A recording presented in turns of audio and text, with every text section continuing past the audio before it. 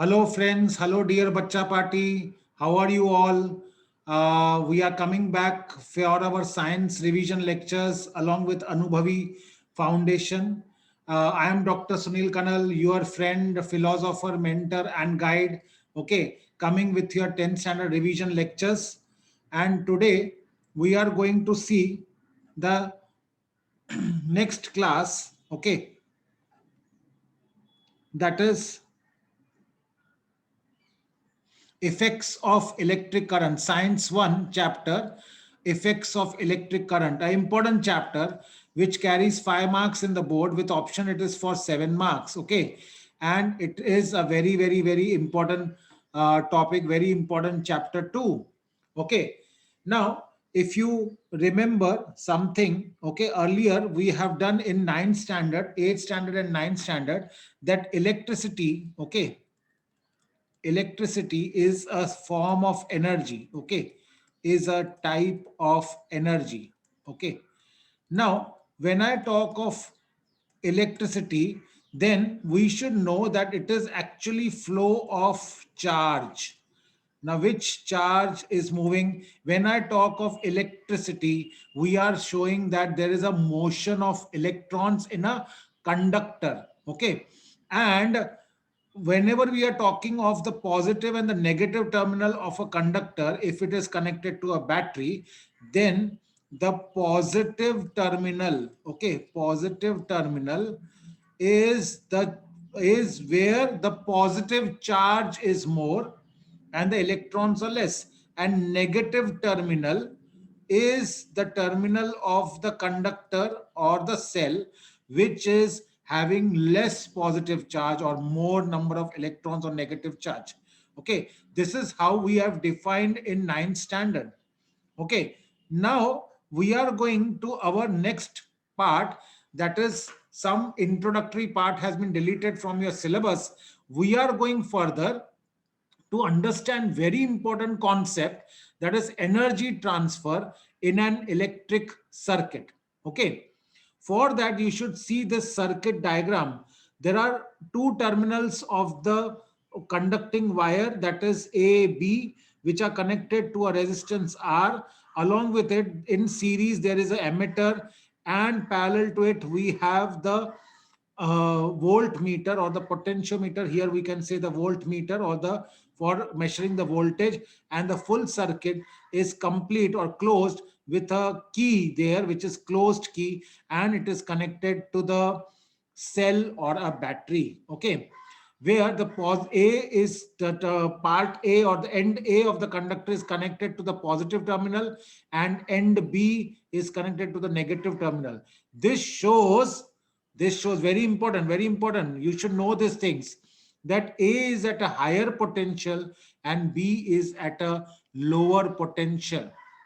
Now let's see what experiment they want to conduct and what is it conveying to us. Very important is what is understood. Concept clear होना चाहिए बच्चे लोग. Concept बहुत important है, क्योंकि ये chapter में कॉन्सेप्ट क्लियर रहेगा तो आप लिख सकोगे, नहीं तो आपको बहुत कंफ्यूजन होगा.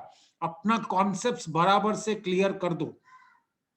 So, if you see, this is a method to understand the energy transfer in an electric circuit, how the energy is transferred. So, they have given you the material, that is connecting wire, electric cell, electrical resistance, that is R, then voltmeter, ammeter, then plug key, which we can see here. Okay.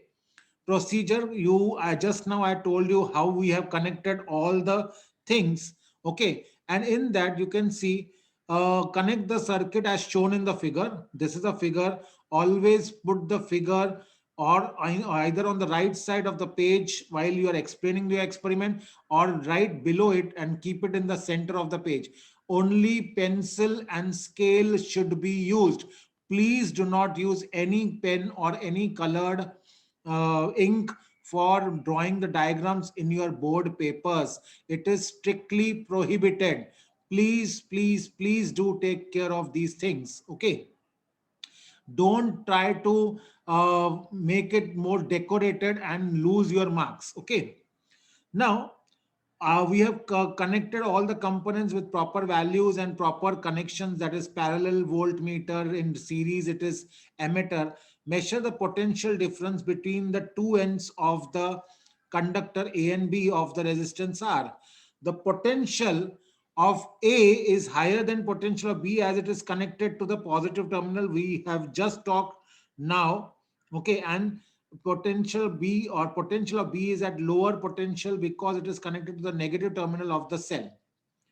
Okay, if a charge Q flows through AB, okay, then a work is done. Now work is done to carry the charge across the conductor from point A to point B, because the we say that the electrons move from negative to positive terminal, but the conventional electric current flows, that is a charge flows from positive to negative terminal. Okay, so therefore work has to be done, because work is nothing but the force, that is displacement, force into displacement. Here it is the work is done to carry that charge. Okay, if a charge Q flows from A to B, work has to be done on Q.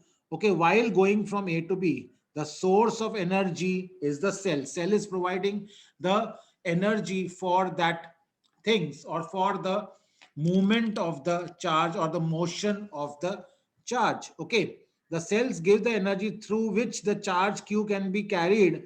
Okay, and work is done because it is carrying the charge against the resistance R.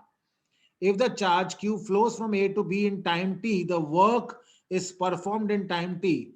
Okay, so therefore during that time the energy is V into Q, VAB, that is a potential difference across AB into Q, that will give me the that much is the energy used up. Okay, so now I am coming to what is power, electric power. We know that power, you have defined power in ninth standard also. Power is rate of doing work, or it is energy upon time. Whenever we are talking of rate in physics, it is upon time. So when I talk of electrical power, it is energy upon time required. Let the energy be VAB into Q, that is potential difference into the charge carried upon time t. But Q upon t is equal to I. We had seen this earlier in the ninth standard also. That is, a charge upon time is the current which is passing through the circuit. So the source of energy, the cell uh, gives in time t the energy. Okay, energy, that is power into time, to the resistor. Why power into time? Because time, if I take on the left hand side, it is power into time is equal to energy. So this will, now we know that whenever the current flows through the circuit, it produces heat. So heat is equal to, heat is a form of energy here, so power into time, that is VAB into IT. Now according to Ohm's law, again which we had studied in ninth standard, potential difference V upon I is equal to R. Therefore, V is equal to I into R. Now, here we are writing A, B because it is between the end points of the conductor A and B, that is of the wire, whichever, or the conductor which we are using in the circuit. Therefore, H is equal to, now we will put that VAB ke jagah pe IR, so it will be V square AB into T upon R, or H is equal to I square RT. Very important. There are different formulas which we are using. So whenever the current flows through the circuit, the heat is produced, and that can be given by the formula H is equal to I square into RT. That is the square of the current passing through the circuit, electric current, into resistance of the conductor into time t. And this is called as Joule's law of heating. So now units of electric power. Power is equal to VAB, that is potential difference, into I, that is ampere. So P is equal to volt into ampere, because potential difference is measured in volt. Okay.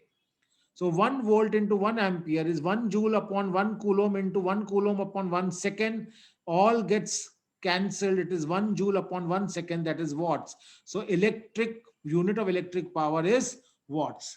Very, very important for all of you, Bacha Party. Very simple derivation, very important question. This will help you for your problems also. This will also help you for your derivation.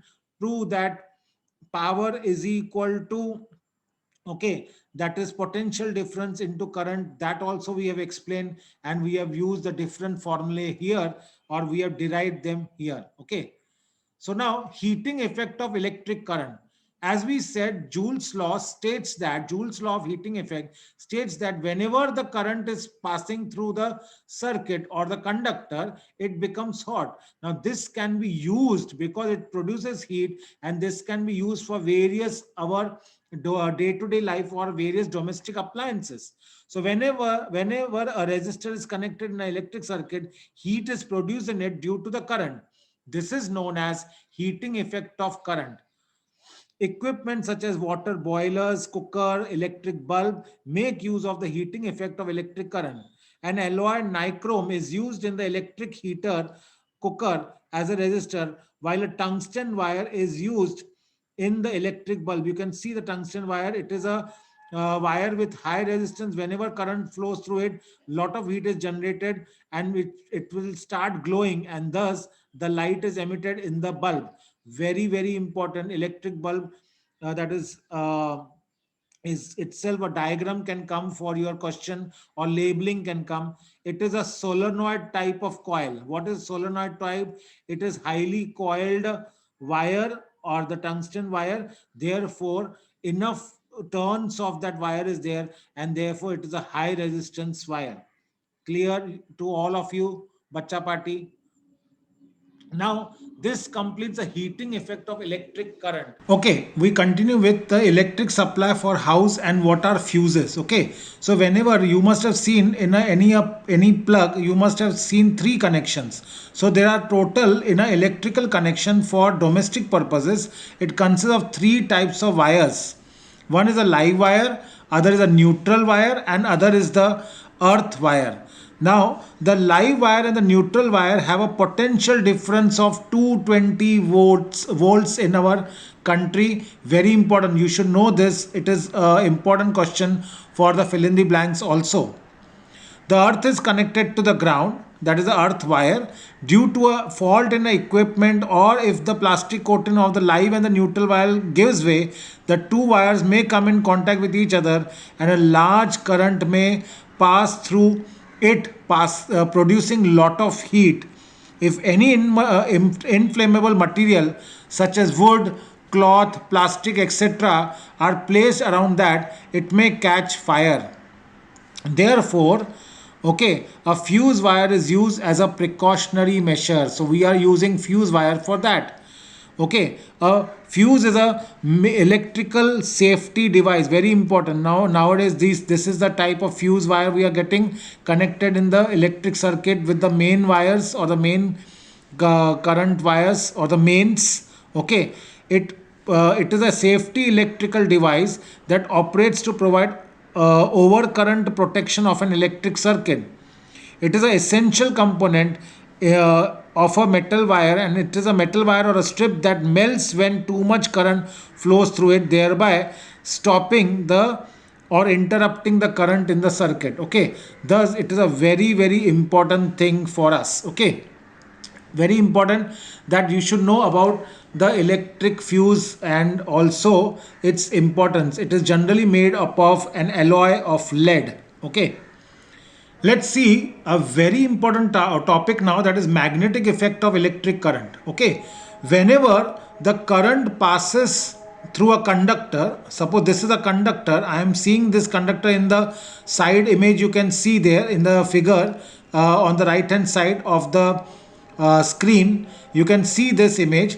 Whenever the current is passing through a conductor, a magnetic field is created around that conductor.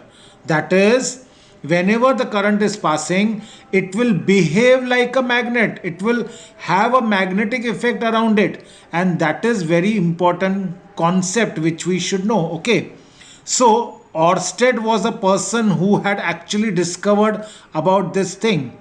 So the magnetic effect is observed because of the current in the wire electricity and magnetism are closely related. That is, we can see that whenever the current is passing through the conductor, a magnetic field is created. It may attract pieces of iron, etc., or the magnetic substances. So when a large current, approximately 1 ampere or more, flows through the thick copper wire passing through a cardboard, you can do this experiment. Okay, in the labs they are doing such experiments also, physics labs.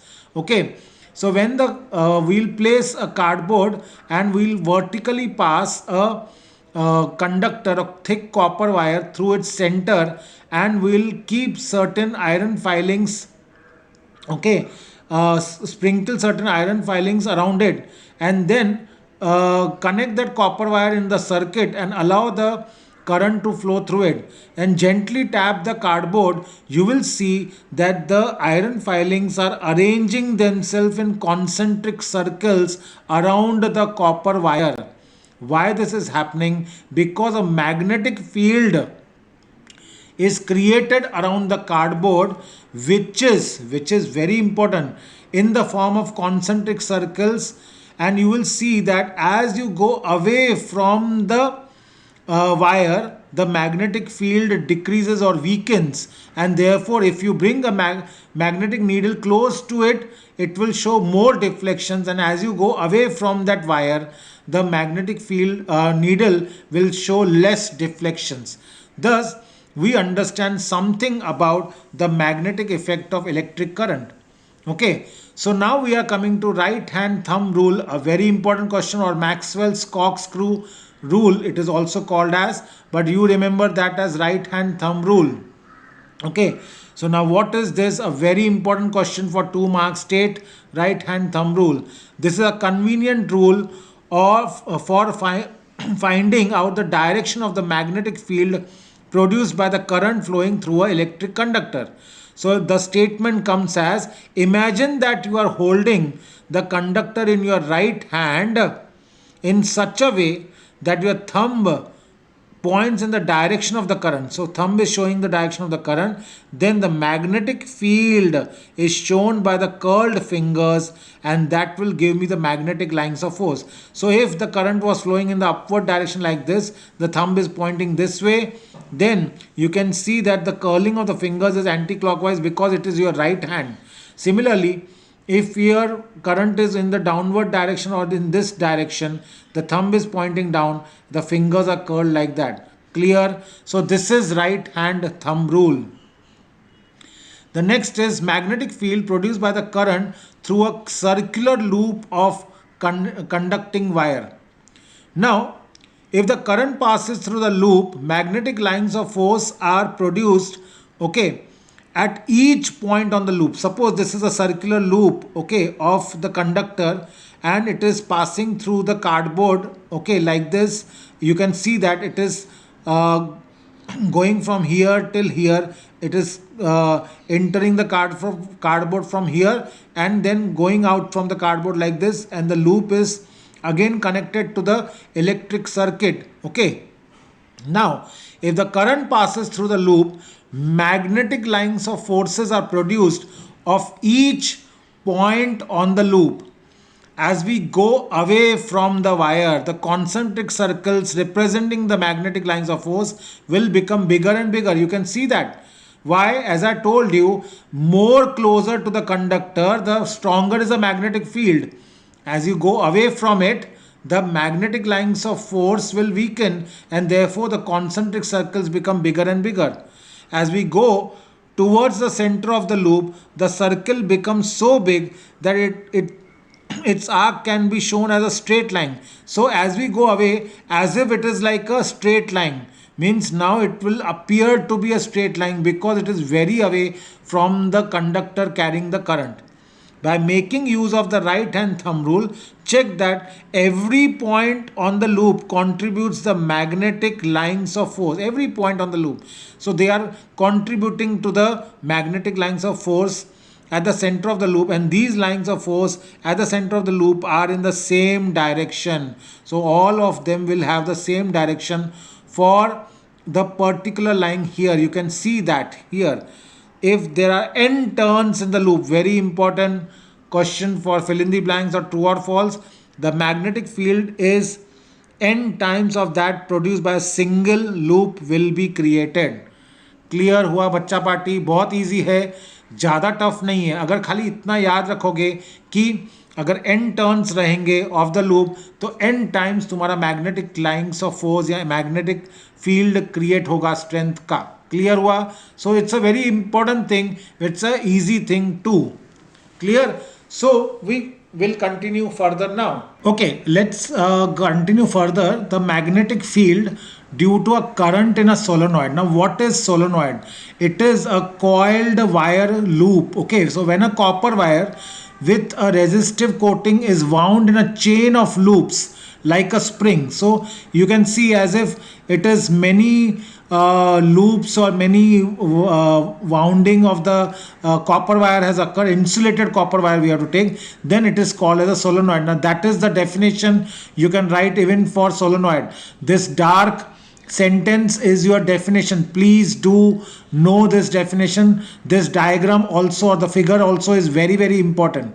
So when a copper wire with a resistive coating is wound in a chain of loop, it is called as solenoid. Whenever an electric current passes through it, then magnetic lines of force are produced in a pattern as shown in the figure. You can see they are coming out of north side, as if it's a bar magnet, and magnetic lines of force are coming from the north pole and going towards the south pole in the form of concentric circles coming back here, and thus a solenoid will act like a bar magnet. It acts like a bar magnet. Very, very important. Okay. Now force acting on current carrying conductor in a magnetic field. Now let's see this practical application of what we saw now. That is a magnetic field is produced around the conductor carrying the current, and if that conductor carrying the current is placed in between the horseshoe magnet, you can see that a force is generated in such a way that actually it starts vibrating. Okay, the wire starts vibrating about its mean position. You can see these things here. Therefore a force is generated in the conductor which is carrying the current because of the magnetic field. There are two magnetic fields which are acting because the conductor is placed perpendicular in the magnetic field of the horseshoe magnet. So again, that is an important topic we should know. So how is the magnetic field and what is the force generated? It can be given by Fleming's left hand rule. What is the direction of the force which is generated? So this rule is a simple rule relating these directions, that is direction of the current, the magnetic field, and the thrust or the force. Okay, it was given by Fleming and it is also called as Fleming's left hand rule. Very important for your boards also. According to this rule, if the left hand of the human being is taken and the index finger and the middle finger are stretched so as to be perpendicular to each other, okay, that is a thumb, index finger and the middle finger of the left hand are stretched so that they are perpendicular to each other. If the index finger is in the direction of the magnetic field, okay, index finger is this, you can see in the figure on the right side of the slide, okay, and if the current is shown by the middle finger, then the direction of the magnetic force which is generated is along the thumb of the left hand. Clear? This is very important to you, Bacha Party, and it is also an important question for the boards too. Okay. So now coming to electric motor. Okay. So you can see this. You must have seen electric motor in your buildings where the water is pumped to the tank in the terraces or above the things. Okay. So that is important. Okay. So now see how it is moving. Okay. What is the motion here? You can see that. Okay, so you know various forms of energy. You also know that energy can change its form. That is, it can be converted from one form to another. A device changing electrical energy into mechanical energy is known as electric motor. Okay, around us in our day-to-day life, an electric motor is a boon. It is used in fans, refrigerators, mixers, washing machines, water pumps, computers, etc., etc. Okay, you can see that how the working is occurring here, and you will be able to understand that better. Okay.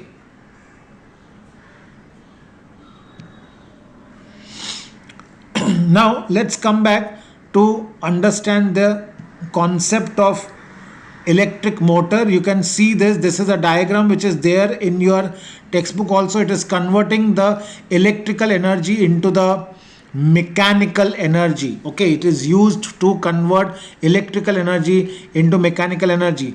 The electric motor consists of a rectangular loop of copper wire. You can see this is A, B, C, D is a rectangular loop of insulated copper wire. Okay, with a resistive coating, means insulated copper wire. Okay, placed in between the north and the south pole of a strong magnet, generally a horseshoe magnet, in such a way that AB and CD are perpendicular to the direction of the magnetic field. So if the direction of magnetic field is like this, they are placed like this, so perpendicular to it. The two ends of the loop are connected to the two halves of the split ring. So these are the two halves of the split ring, X and Y. Okay, around an axle, and then the two halves have resistive coating on the inner surface and are tightly fitted on the axle.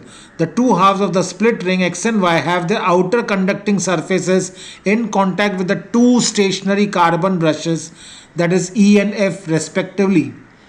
Now what happens when the circuit is complete, okay, which you can see in your earlier diagram here.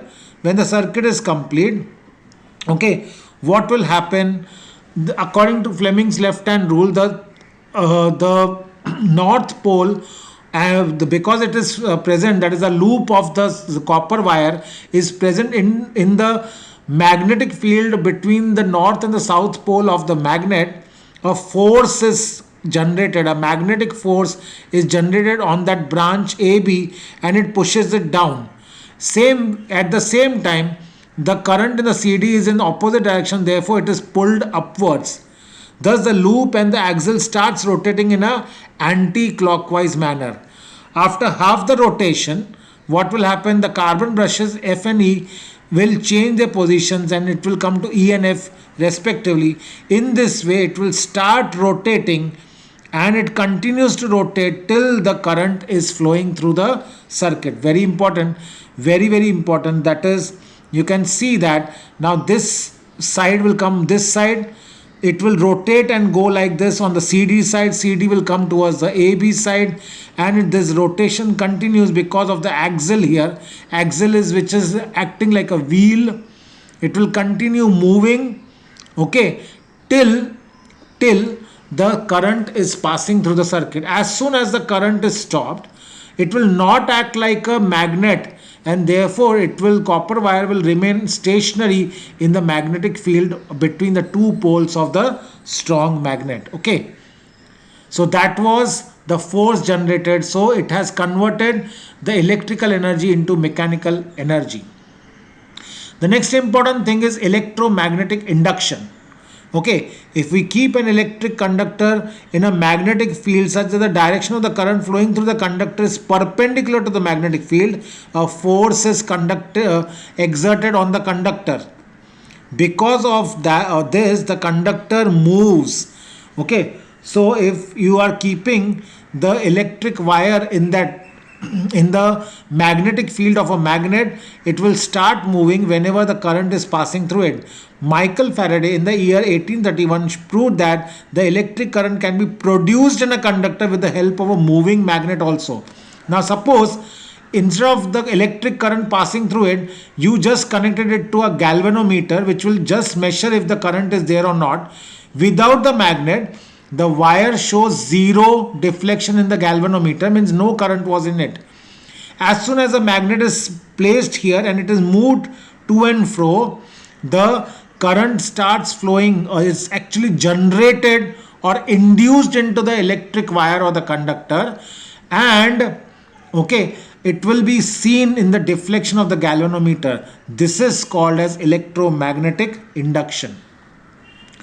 So what has happened because of that? Again, you can see this. You have taken a solenoid, okay, And this is same way, instead of magnet, if I take a solenoid which is connected to a battery and there is a coil of wire which is connected to a galvanometer, if you move the solenoid here and there or the coil here and there, you can actually see the deflection in the galvanometer of the coil because of the magnetic field which is created because of the solenoid.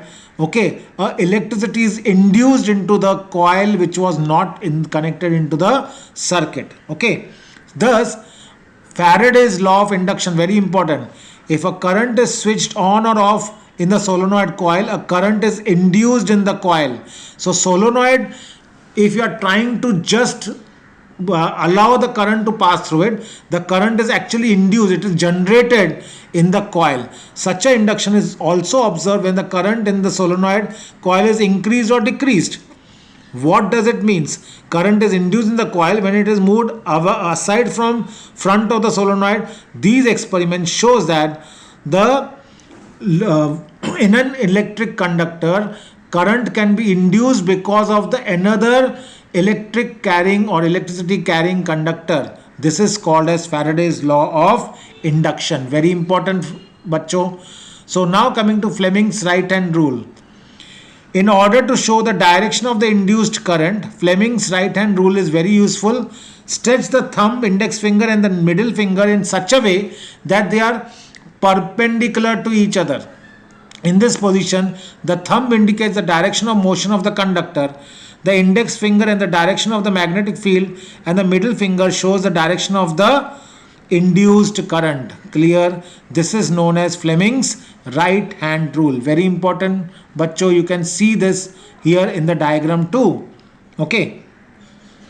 So last but not the least, very important topic is the electric generator. So what is electric generator? A electric generator is a device which will convert the mechanical energy into electrical energy.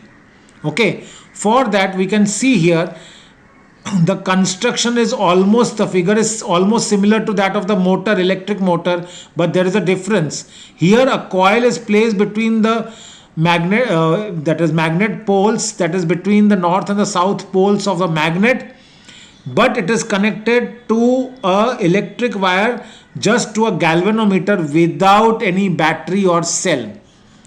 Now what happens? Okay, a copper wire, whenever it is placed, again it is connected to the conducting rings, the carbon brushes, and the axle is and tightly held towards the axle, and then it is connected to the galvanometer. Okay, so whenever this coil is moved because of the turning of the axle, you can see that as it starts rotating, okay, in between the magnetic field produced because of the north and the south pole of the horseshoe magnet, the deflection is seen in the that is the galvanometer. It shows that electricity has been generated or induced inside this copper loop or the coil. Okay, this is because of Fleming's law.